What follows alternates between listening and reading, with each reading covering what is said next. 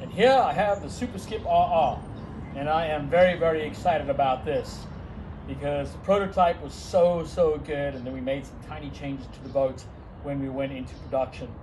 And the main change to the boat was, while the volume back here is the same, we took out volume from there back so that it is more pivotable. Now, don't get me wrong, this is not a half slice. You're not going to go squirting down the river. That's your 240 pounds. The idea of this boat is that it is a full-on creeker. This is your manky creek boat that you can pivot the tail. So, number of things here to look at.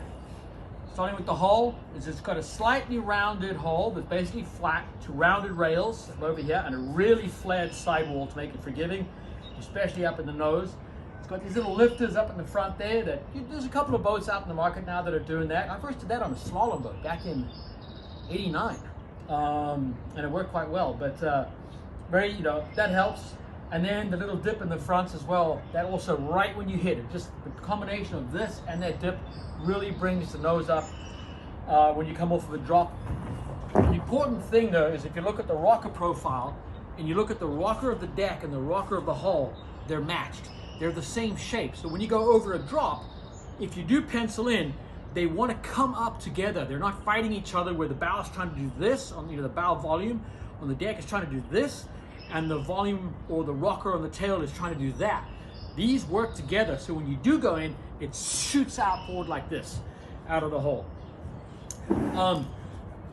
This is my boat, so I put a power seat in it because for me, it's the only way to go.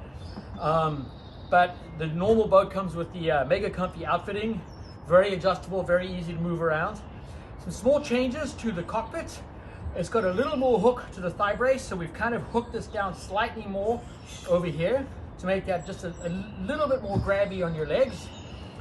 We've increased the width at the hips by about 5 millimeters a side, so that's like a 1/4 inch per side as well. It's not quite as recessed, so a little bit more comfortable in the knee area. We've got this paddle holder up here, so when you're getting in, especially if it's kind of sketchy, the paddle sits in this groove and it sits up against the grab handle here, so that you can really put your paddle there and you can get in the boat. A lot of people have a little duct tape in their teeth, and this gets away from that problem. So I'm really looking forward to this boat, to take it out. So I'm going to take it out in the next couple of days because it's going to rain. And here's another angle of it. You can see that nose rocker on the deck and the hull and the way they work. And that nice pivotable tail. Not a squirting tail, pivotable. Big difference. Anyway, this is the SuperSkip RR, and I'm excited, and I'm looking forward to my weekend. That is for sure.